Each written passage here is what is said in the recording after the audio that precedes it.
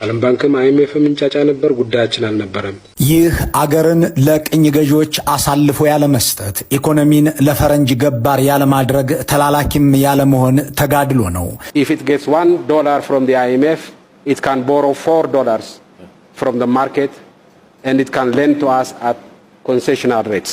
ኒዮሊበራሊዝምን በአደባባይ መሞገት፣ ዴድ ኢንዲስ ኒው ቢጊኒንግስ ብሎ መጻፍ፣ ራሳቸው የገበያ አክራሪዎቹ በተገኙበት ተገኝቶ እናንተ አፍሪካን ለድህነት የዳረጋችሁ የእጅ አዙር ቅኝ ገዢዎች ብሎ የመናገር ድፍረት ነበር። ኒዮሊበራሊዝም በአስተሳሰብም በተግባርም የከሰረባችሁ ሐልዮት ነው ብሎ የማብራራት የሐሳብ ጥራት ውጤትም ነበር።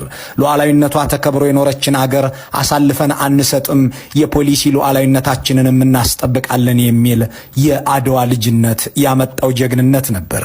መለስ ዜናዊ አስረስ ኒዮሊበራሊዝም ለኢትዮጵያ ሕዝብ ጠንቅ ነው ብለው ገትረው የተከራከሩት ያለ ምክንያት አልነበረም። አሁን ኢትዮጵያ የገባችበትን ምስቅልቅል እንዳይገጥማት በመስጋት ነበር።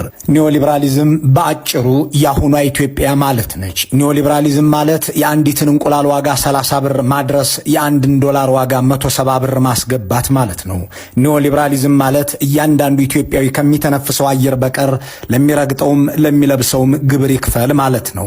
ኒዮሊበራሊዝም ማለት ነዳጅ በሊትር 18 ብር ከሚሸጥበት ዋጋ ወጥቶ 122 ብር ይሁን ማለት ነው። ኒዮሊበራሊዝም ማለት አርሶ አደርን ማዳበሪያ መደጎም፣ የገበሬን ልጅ ዩኒቨርሲቲ አስገብቶ ማስተማር ቅብጠት ነው ብሎ ማመን ነው።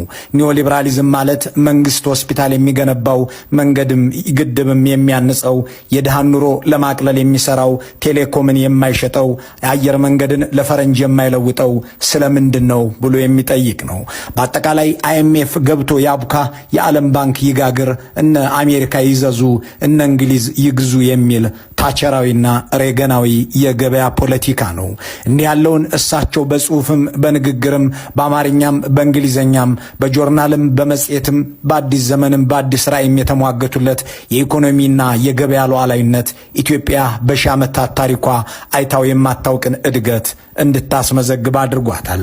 በሺህ ዓመታት ጉዞ የገነባችው አንድ ዩኒቨርሲቲ እሱም በዓመት 2000 ተማሪዎችን የሚያስመርቅ ነበር። የመለስ ዜናዊ ሙግት ግን 50 ዩኒቨርሲቲ ያስገብቶ 30 ሚሊዮን ሕዝብ በትምህርት ቤት ውስጥ በመንግስት ወጪ እንዲቆይ አድርጓል። ኢትዮጵያ በሺህ ዓመታት ጉዞ ማምረት የቻለችው ኤሌክትሪክ 300 ሜጋዋት የማይሞላ ነበር። ኒዮሊበራሊዝምን ውጣልኝ ብሎ የሞገተው አስተሳሰብ ግን ከተከዜ እስከ ጣና በለስ፣ ከግልገል ጊቤ 1 እስከ 3 4300 ሜጋዋት የሚያመነጩ ግድቦችን ማስገንባት ችሏል። ይህም ሳይበቃው በታላቁ የአባይ ወንዝ ላይ ታላቁን የህዳሴ ግድብ ማቆም ችሏል።